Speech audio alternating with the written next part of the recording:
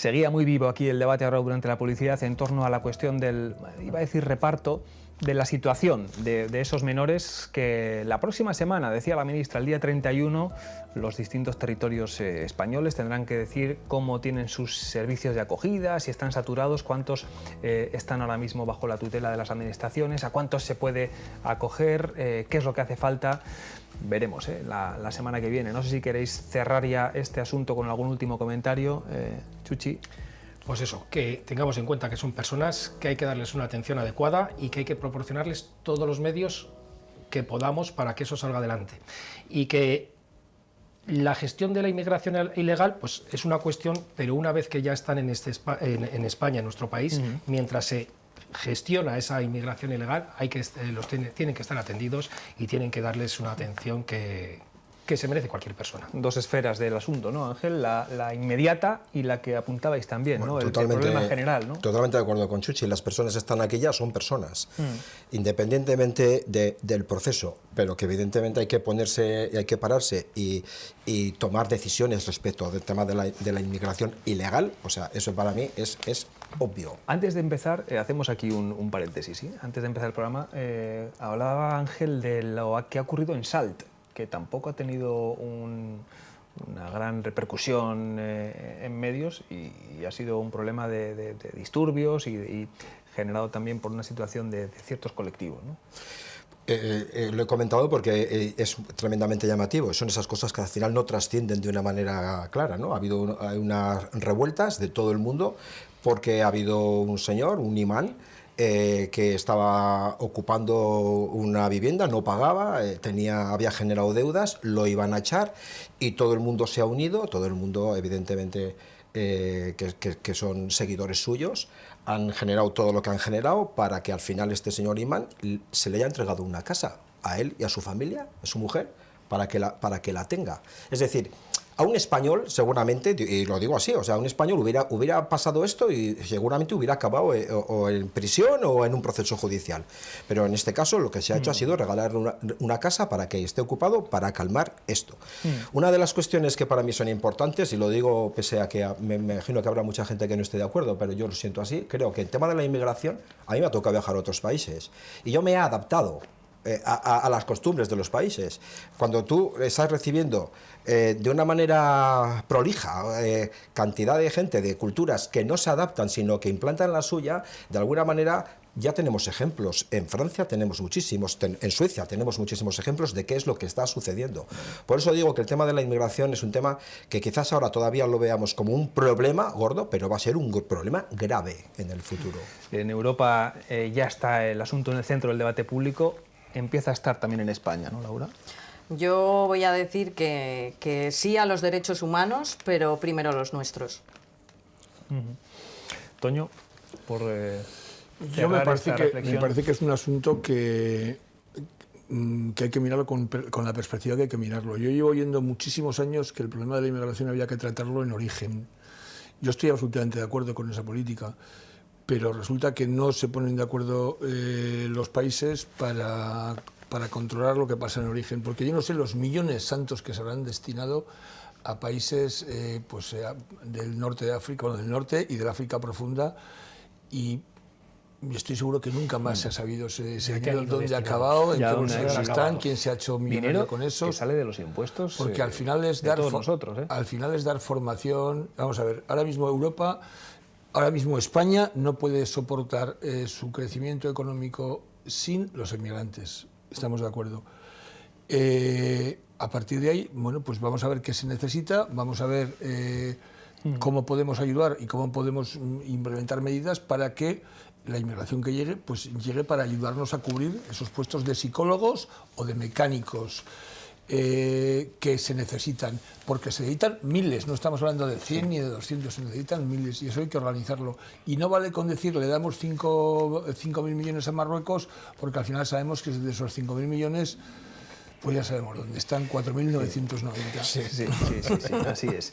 Bueno, ya que está con nosotros Chuchi, como dirigente responsable del CESIF, del sindicato CESIF, que ha sido la agrupación, la formación que ha estado en la calle defendiendo a los trabajadores de Ocio Sport, queremos que nos cuentes cómo está la situación, porque es otro de esos ejemplos que nos hace mirar también a una realidad mayor, ¿no? Que si ampliamos el foco es un síntoma de algo que ocurre muchas veces cuando las administraciones sacan a concurso servicios en diferentes licitaciones, ¿no? Las administraciones externalizan ciertos servicios y ahí concurren empresas a esas licitaciones para prestar esos servicios. Cuando las administraciones sacan una licitación, vienen precedidos de unos estudios tremendos y tienen sus parámetros para saber y para calcular exactamente el precio por el que salen esas licitaciones, teniendo en cuenta pues, desde la revalorización de los productos que te tienen que servir hasta el porcentaje medio de bajas que puede tener una empresa a la hora, en el periodo en el que se va a desarrollar ese servicio.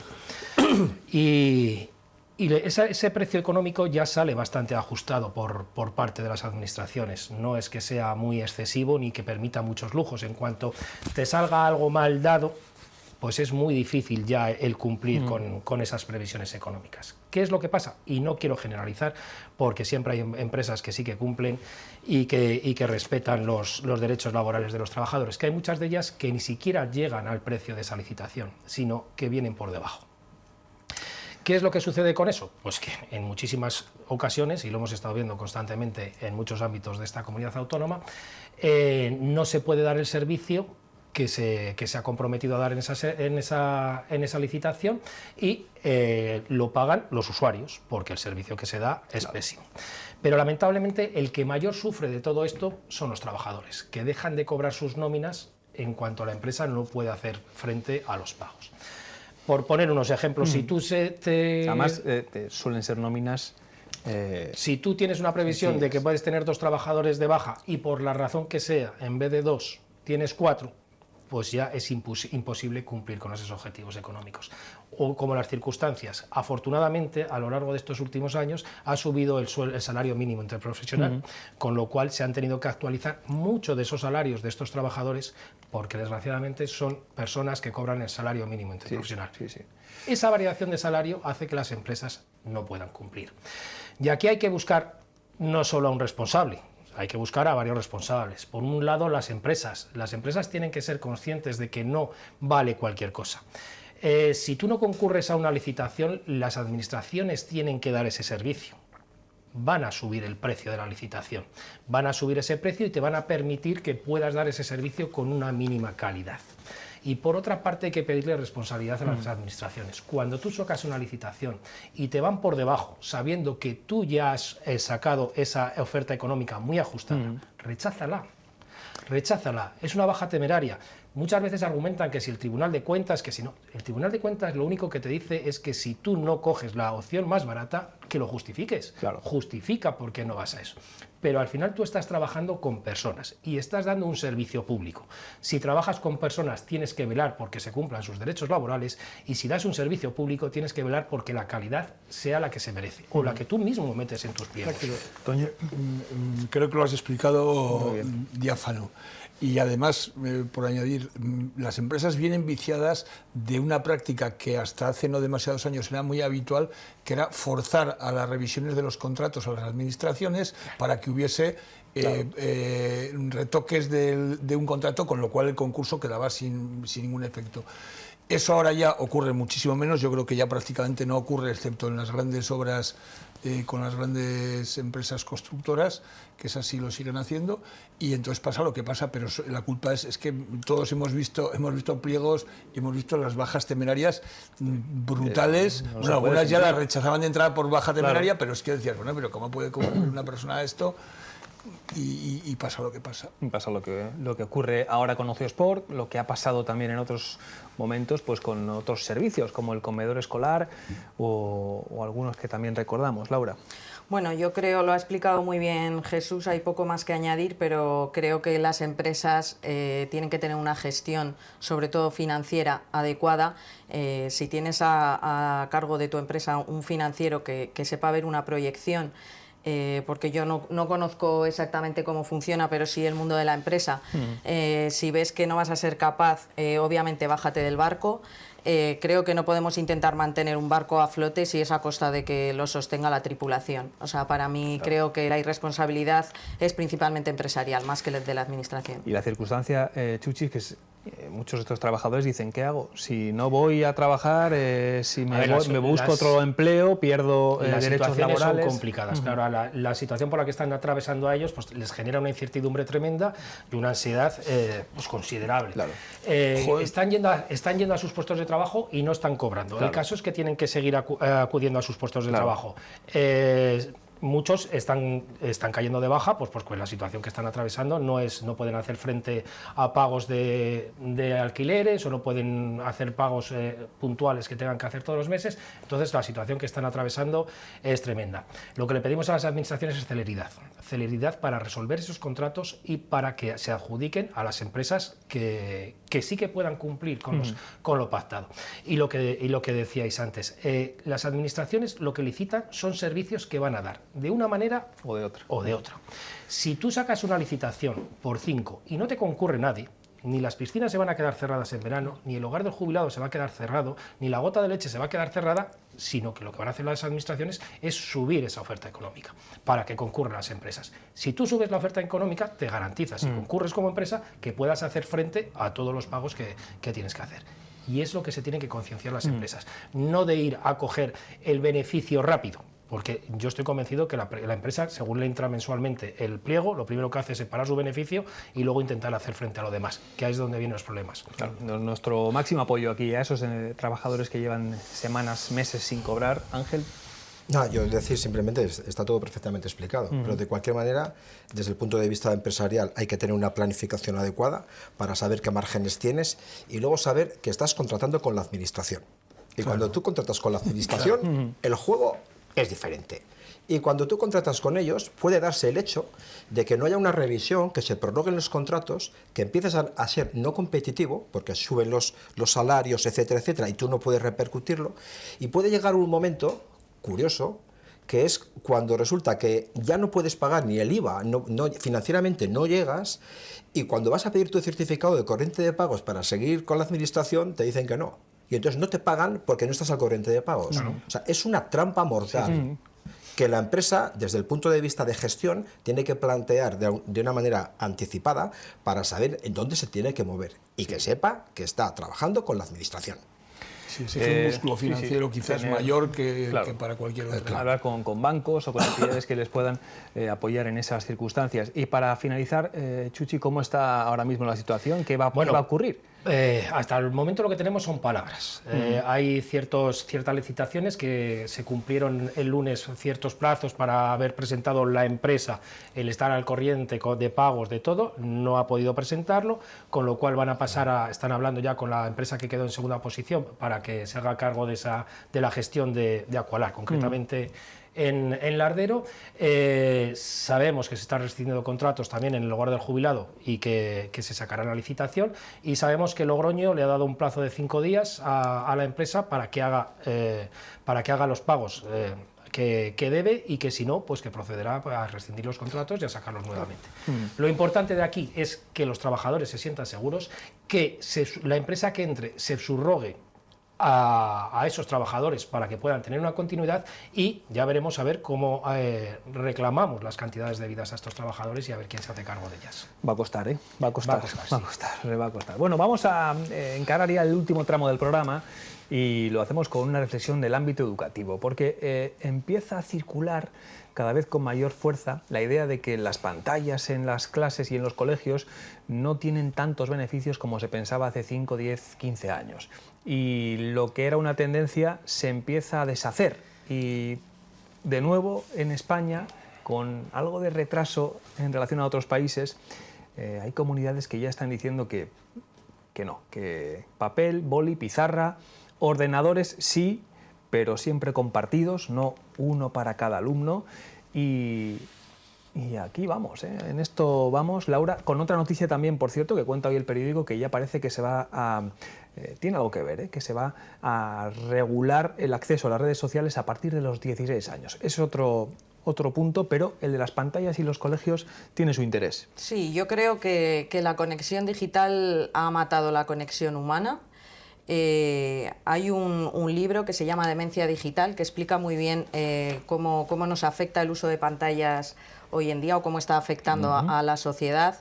Obviamente se pierde la capacidad de concentración, se pierden las habilidades sociales, la humanidad, la empatía. La paciencia también. La paciencia, eso lo observamos todos los días. Sí.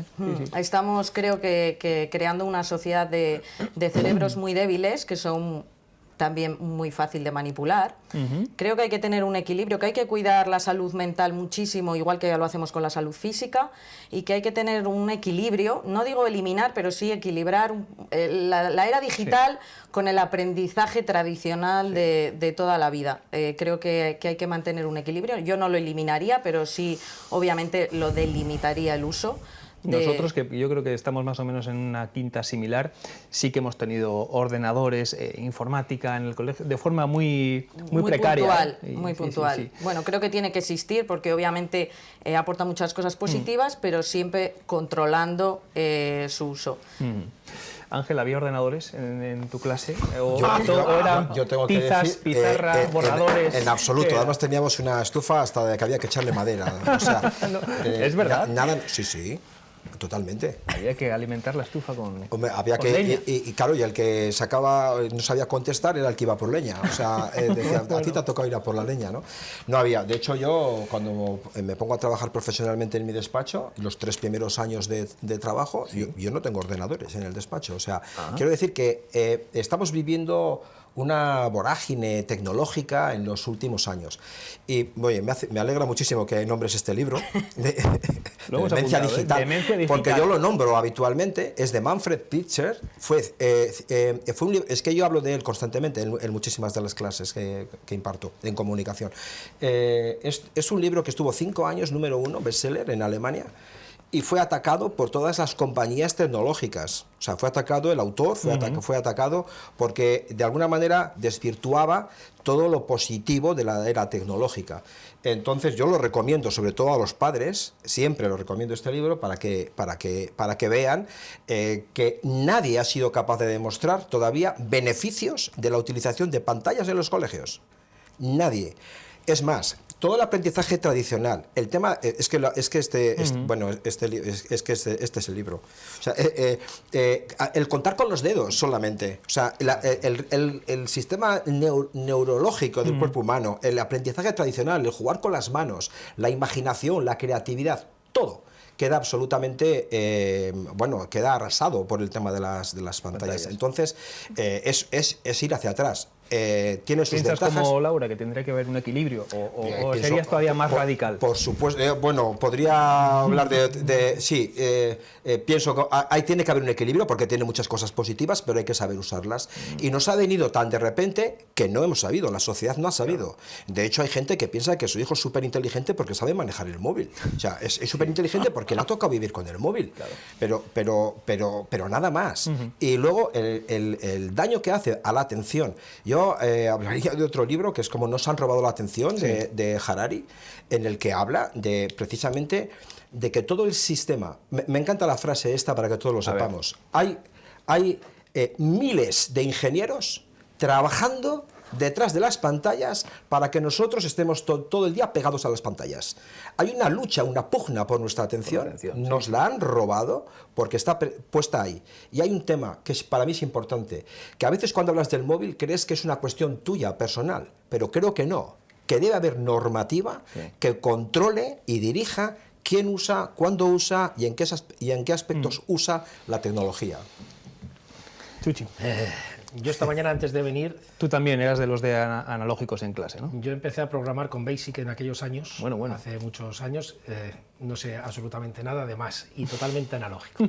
Y como soy tan analógico, esta mañana he cogido a la inteligencia artificial y le he preguntado. Anda. Digo, ¿qué opinas del uso de tablets en menores en los colegios? Oye, y me ha respondido.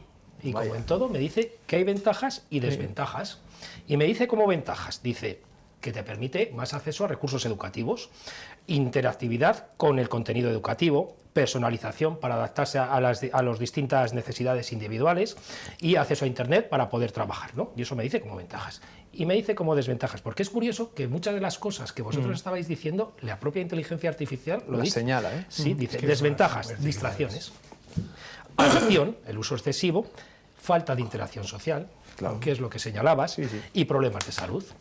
Y como consejos para un uso responsable dice establecer límites, que es lo que se está hablando, de establecer ciertos límites, de supervisión, que el uso se inicie con una cierta supervisión, equilibrio, asegurarse que el uso de la tablet se equilibre con otras actividades, que es lo que estábamos hablando, y educación a los niños sobre el uso responsable de la tecnología y los riesgos Ha sido asociados. un análisis bastante Es sensato, curiosísimo Sí, sí. la inteligencia artificial, como lo que estábamos hablando, te lo dice en un momento. Ese es otro debate que tienen los profesores, Toño. Fíjate tú, pues el próximo día... El uso de las Que venga tabletas. aquí ChatGPT. Claro. No, pero mira, ha abierto Chuchi otro debate, que es el de los profesores ahora mismo tratando de lidiar con la inteligencia artificial y ver si la redacción que han hecho los alumnos es de su puño y letra o... Ya tienen, tienen detectores. Según me han explicado, ya tienen sus trucos, los trucos que se han ido inventando ellos para poder intentar descifrar. Hombre, luego yo creo que hay una cuestión que es el sentido común. Es decir, si yo tengo un alumno que me ha sacado 2, 2, 2, 2 y de repente un día me viene con un trabajo de 12, pues sospecho. Y a lo mejor le llamo y le digo, oye, explícame esto que tengo mucho interés, que joder, que me ha parecido fenomenal, explícame un poco. Y cuando se queda así con la boca abierta y me diga, pues que no sé de qué me estás hablando. Si, hombre, del libro este que mencionas en que has tu... citado ahí, ¿eh? Y pues a lo mejor dices, pues que lo siento mucho, pues algo así tendrá que... Toño, tú eres de cuaderno rubio. Se me ¿no? ocurrió... Yo era de cuaderno rubio de los de La caligrafía perfecta. Caligrafía perfecta, y yo empecé a trabajar con una Hispano Olivetti maravillosa verde de hierro aquí al lado. Y Yo la bueno, y tengo luego todavía. pues fui conociendo, no sé, los sistemas operativos que he ido conociendo, y ahora ya estoy con la inteligencia artificial, que efectivamente tiene muchísimas cosas positivas, pero yo creo que es como en todo, hay que ser racionales. Y yo creo que de la misma forma que nos emocionamos y vamos a darles a todos los alumnos una tablet, Sí, ahí vemos y vamos a imágenes de repartir aquel- tablet, y el consejero aquí salió en la foto repartiendo las tablets a los niños. Pasamos de eso ahora a decir, no, fuera todo. No, vamos a ver, yo creo que hay que bueno, pues equilibrar, ¿no? Hay que buscar un equilibrio. equilibrio. Bueno, yo estoy, simplemente un apunte. Yo estoy de acuerdo en una de las ventajas, es que tienes mucha más información almacenada, lo cual permitiría trabajar en la parte humana, ¿no? Más que en la información. Y la adaptación de los recursos también es una cosa bastante importante a las necesidades particulares. Me ha parecido a mí, que te permite la adaptación de los recursos que tienes para como tú eres. Y luego yo simplemente transmitiría, ¿no?, a todos los niños, adolescentes, los que estudian, que en la época de la calculadora, cuando utilizabas la calculadora y tú le dabas al 2 más 2 y te ponía un 4, pero que sabíamos cómo sumaba. Es decir, que es que ahora confían todo a la máquina sin saber exactamente cuál es el proceso interno. Y eso se está perdiendo. Estamos creando cerebros más débiles, como decía Laura. Toño tiene la sangre caliente, pero vamos a enfriarte con imágenes de Valdezcaray, que a ti eso te gusta mucho. Hay nieve en Valdezcaray. Mira. Y algo querías comentar, ¿no?, sobre la estación y la ampliación de capital de 6 millones de euros para la sociedad, que bueno, pues ha sido noticia, lo anunciaba ayer el portavoz tras el Consejo de Gobierno, y decía Toño, yo quiero, si se puede, si hay tiempo, hacer un comentario. Esta es una de las noticias recurrentes de todos los ejecutivos que hemos tenido ¿Ah, sí? desde que existe Valdezcaray. Valdezcaray, que yo creo que ya fue un error en sí mismo. En el principio no os voy a retrotraer aquellos tiempos, pero yo creo que la ubicación, decían los expertos, y ahí están las hemerotecas, que no era la idónea. Pero más allá de eso, cuando has tenido un objeto, has tenido un bien, lo has explotado, pero por alguna razón ha dejado de producirte ese bien, yo creo que lo mejor es renunciar a eso, porque te está costando dinero. Y Valdezcaray es que llevamos inversión tras inversión. Y claro, cuando oigo ayer al consejero, a Alfonso Domínguez, diciendo que vamos a invertir 6 millones de euros para 5 telesillas, que no sé qué les van a hacer, creo que los van a poner en Tecnicolor, arreglar otro telesilla, para los inhibidores, modernizarlos. Si no hay nieve de base, te da igual tener los inhibidores más adelantados, los que Elon Musk acaba de descubrir, porque no valen absolutamente para nada. Y luego se escudan en la riqueza que Valdezcaray ha producido para el valle de Loja. pues quizás en su momento la produjo. En estos momentos yo soy testigo de que creo que ni un 5% de los esquiadores y de la gente que va a Ezcaray a esquiar entra ni siquiera a Ezcaray pueblo. No hace uso de ninguno de sus, ni de hoteles, ni de restaurantes, ni de tal. Que Ezcaray se ha convertido en un lugar de naturaleza y monte. Sí. Eso sí da riqueza, y eso es lo que tienen más absolutamente descuidado. Pero meter 6 millones en más de Ezcaray, a mí me parece, y lo digo sabiendo que me van a caer por todos lados, me parece un despropósito. Es como si me dicen que alguien que quiere invertir, no sé en qué viene ahora, en carbón, para los trenes, ¿no? Es que los trenes ya no van con carbón, que los trenes ahora pues funcionan con energía eléctrica. Pues esto viene a ser lo mismo. Ya verás cuando estés haciendo la ronda en Ezcaray, ¿eh? La semana que viene me van a dar por todos los lados. Te van a dejar entrar en los restaurantes y los bares. ¡Que nos vamos! Chuchi, gracias una semana más. Muchas gracias. Estaremos atentísimos a lo que pueda convocar el sindicato en torno a Ocio Sport o a las múltiples cuestiones que tenéis. También Muface, etcétera, etcétera. No os aburrís, ¿eh? No nos aburrimos. Estamos entretenidos últimamente. Toño, un placer. Muchísimas gracias, Carlos, y a vosotros. Encantado, Laura. Igual. Laura, un lujo, ¿eh? Un placer. Hasta la próxima. Hasta la próxima, que seguro que es pronto. Y Ángel, yo no sé si tú en el cole eras el que llevaba la leña, pero aquí la traes, ¿eh? Aquí la traes cada vez que vienes y está muy bien. Soy consciente. Está muy bien. Gracias a los 4 espectadores, queridos amigos, a ustedes también por vernos. Sigue la información aquí en TVR, en la tele de los riojanos. Adiós.